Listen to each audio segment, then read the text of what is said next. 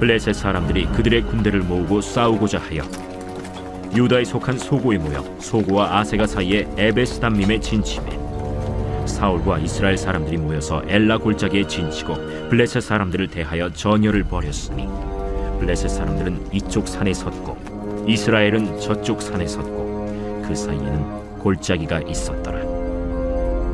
블레셋 사람들의 진영에서 싸움을 도두는 자가 왔는데 그의 이름은 골리앗이요 가드 사람이라. 그의 키는 6규빗 한 뼘이요 머리에는 노투구를 썼고 몸에는 비늘 갑옷을 입었으니 그 갑옷의 무게가 놋 5,000세겔이며 그의 다리에는 놋 각반을 쳤고 어깨 사이에는 놋 단창을 메었으니 그 창자루는 배틀채 같고 창날은 철 600세겔이며 방패든 자가 앞서 행하더라. 그가 서서 이스라엘 군대를 향하여 외쳐 이르되 너희가 어찌하여 나와서 전열을 벌였느냐? 나는 블레셋 사람이 아니며 너희는 사울의 신복이 아니냐? 너희는 한 사람을 택하여 내게로 내려보내라. 그가 나와 싸워서 나를 죽이면 우리가 너희의 종이 되겠고 만일 내게 아이가 그를 죽이면 너희가 우리의 종이 되어 우리를 섬길 것이니라. 내가 오늘 이스라엘의 군대를 모욕하였으니 사람을 보내어 나와 더불어 싸우게 하라. 사울과 온 이스라엘이 블레셋 사람의 이 말을 듣고 놀라 크게 두려워하니라.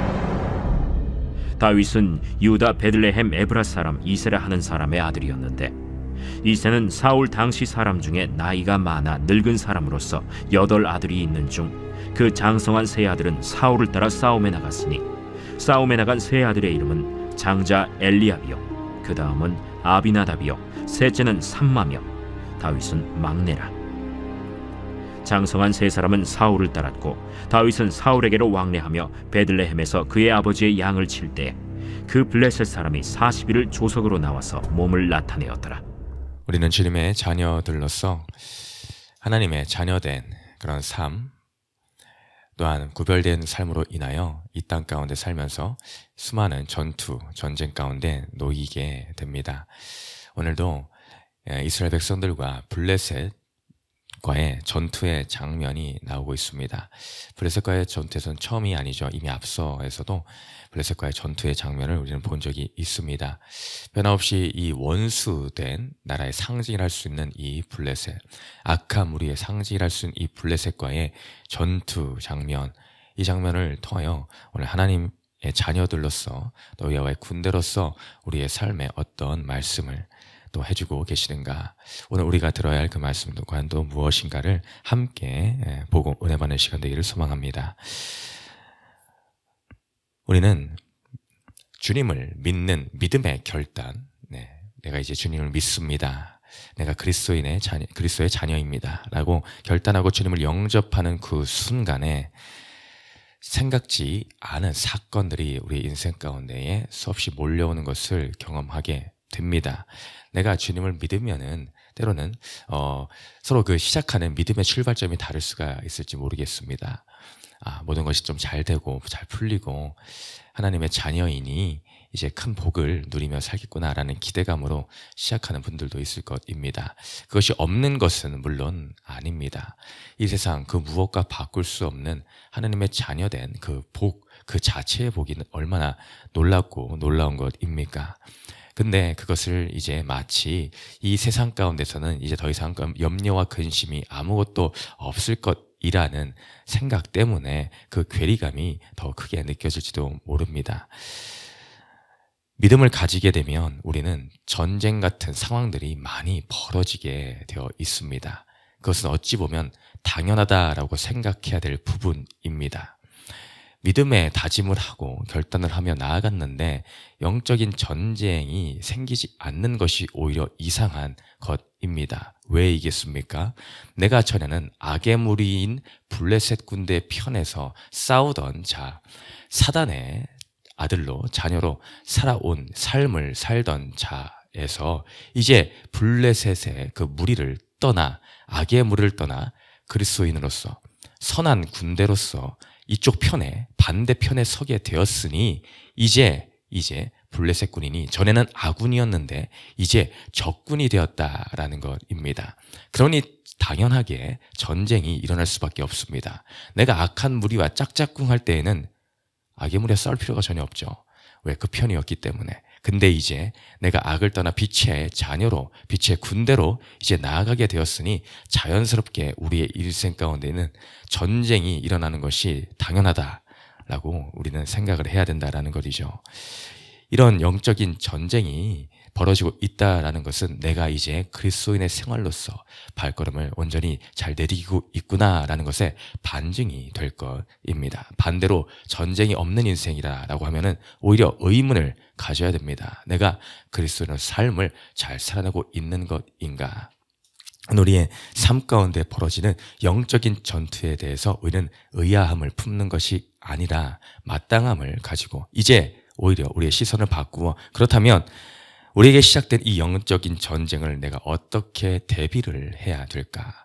어떻게 싸워야 될까에 초점을 맞춰야 될 줄로 믿습니다. 그 첫 번째, 정적인 전투에서는 우리가 어떻게 대비하며 어떻게 맞서 싸워야 될까? 외적인 것에 휘둘려서는 안 된다라는 것을 기억해야 됩니다. 이것은 어찌 보면 어제 보았던 그 본문에서의 말씀의 그 포인트 중에 한 부분과 일맥상통하는 부분이 있습니다. 사무엘이 순간적으로 엘리야 그 장자 이새의 아들들의 장자에게 마음이 혹하였습니다. 엘리압을 보는 순간 이자가 왕인가라고 혹하였죠. 그러나 하나님은 분명히 중심을 보신다, 외모를 보지 않는다라고 하였습니다. 그런 부분과 오늘도 일맥상통하는 그 부분이 있습니다. 오늘 이 전투 장면에서 블레셋 진영에서 그 유명하기도 유명한 골리앗이라는 장수가 싸움을 도두는 자로 등장을 하며 나옵니다. 골짜기를 사이에 두고 양쪽에 진을 치고 있는 이 블레셋과 이스라엘. 이제 블레셋에서는 선봉으로 골리앗이 나와 온갖 도발을 하며 스스로의 입으로 고백하고 있듯이 이스라엘 백성들 그 군대를 모욕을 하고 있더라라는 것이죠. 야, 나와라, 나와라. 너희 중에 한 사람을 택하여 나와라. 나와 싸우자. 내가 이기면 너희가 우리의 종이 되고 너희 중에 한 사람 그자가 이기면은 우리가 너희들의 종이 다 될 것이다. 라고 하며 온갖 소리로 모욕을 합니다. 그 모욕의 기간을 오늘 16절 마지막 절을 보니 블레셋 사람이 40일을 조속으로 나와 몸을 나타내었더라. 아주 끈질기게도 계속하여 한결같이 그들을 도발하며 하나님의 백성들을 모독을 하고 또 모독을 하는 그 모습을 우리는 보게 됩니다. 이 가운데 이 블레셋 사람 골리앗을 묘사하는 것들이 겉모습으로 많이 나옵니다. 그게 키가 거의 3m에 육박하는 엄청난 키에 그가 차고 있는 온갖 무기들과 장착하고 있는 모든 것들 하나하나가 상스럽지 않은, 예사롭지 않은 것들입니다. 일반인에게서는 찾을 수 없는 무기의 사이즈와 그 옷의 무게와 방패 그런 것들을 볼 때에 말 그대로 호랑이와 강아지의 싸움이가 싶을 정도의 그 모습으로 비춰지는 것이 이 이스라엘 백성들의 심정이었더라는 것입니다. 그러니 오늘 말씀에서 이 블레셋 사람으로 말미암아 11절에 사울과 온 이스라엘이 이 말을 듣고 놀라 크게 두려워하니라. 사울뿐만이 아니라 이스라엘 군대 모든 자들이 이 골리앗의 소리에 그것을 듣고 놀라 크게 두려워하였다라고 표현하고 있습니다. 골리앗의 위용에 아주 눌릴 대로 눌려버린 모습을 우리는 발견할 수 있죠.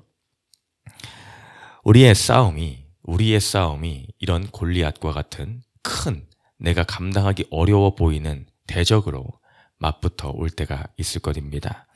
그때에 우리는 어떤 자세를 취합니까? 우리도 그 겉모습을 보며 두려워 떨어 더 이상 내가 싸울 힘이 없다. 계속 지켜보고만 있고 두려워 떨 수밖에 없는 이 상황 가운데 주님은 그것을 보라 하지 않으십니다. 우리가 세상적인 전투와 싸움이다라고 하면은 어떤 대책을 세워야 되겠습니까?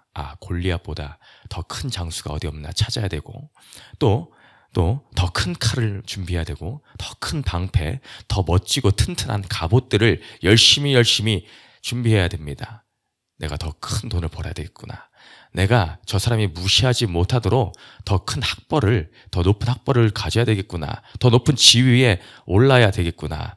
나의 외모를 갖고 뭐라고 하네? 여기저기 뜯어 고쳐야 되나? 본때를 보여줘야 되나? 이런 외적인 것, 그 외에 모든 이 표면적인 것에 우리는 치장을 하며 그것으로 상대방을 이기려 애를 쓸 수밖에 없을 것입니다. 그러나 주님은 그것이 아니다.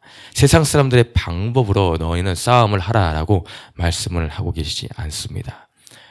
악한 마귀 사단이 우리에게 걸고 넘어지는 나를 공격하는 그 똑같은 종류의 것으로 받아치려고 하지 말아라 라고 합니다. 우리의 옛 모습으로 돌아가 주님을 알기 전에 그 블레셋 군대와 같은 그 모습들로 동일하게 대적을 하는 것, 그 사람과 싸우려 하는 것, 이것은 주님이 원하시는 것이 아닙니다. 우리의 싸움은 눈에 보이는 혈과 육에 대한 싸움이 아니다 라고 주님은 분명하게 말씀해 주고 계십니다. 눈에 보이지 않는 세력, 악의 무리들과의 싸움, 그 무리들과의 싸움이기 때문에 우리는 영적인 것으로 무장을 해야 되더라라는 것이죠. 근데 에베소서 6장 11절 이하에 영적인 하나님의 전신갑주를 입어야 될 것에 대해서 얼마나 많이 이야기하고 계십니까? 우리는 하나님의 전신갑주, 그것만이 우리의 싸움에서 이길 유일한 방법인 줄을 믿어야 될 줄을 믿습니다. 말 그대로의 영적 전투입니다. 세상적인 것으로는 이길래야 이길 수 없는, 애초에 성립이 되지 않는 전투입니다. 악한 마귀와 싸울 때에 우리가 세상에 어떤 것을 갖다 댄들 무엇을 우리가 이길 수가 있겠습니까? 그 모든 것을 이길 힘은 바로 영적인 것, 우리 하나님의 자녀됨의 권세를 가지고 나아가는 것, 그것 외에는 없는 줄로 믿습니다. 가장 위대한 승리의 이름은 예수 이름, 우리들의 대장 되신, 앞서 우리도 찬양으로 함께 영광 올려드렸습니다. 우리들의 대장 예수 앞서 가시니 두려 말고 용기 있게 힘써 싸우세 최후 승리 얻을 때까지.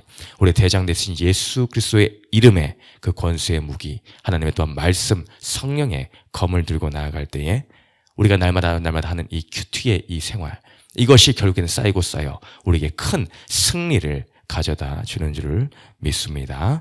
두 번째로 우리는 이 영적 전투에 대비할 때 반드시 하나님의 예비하심이 있음을 믿고 나아가야 됩니다. 하나님은 우리의 인생 가운데에 우리를 그냥 전쟁 가운데에 등 떠밀려서 그냥 몰아넣으시는 그런 무책임한 분이 절대로 아니십니다.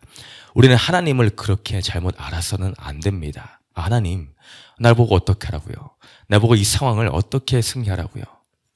나 혼자 어떻게 맞서 싸우라고요?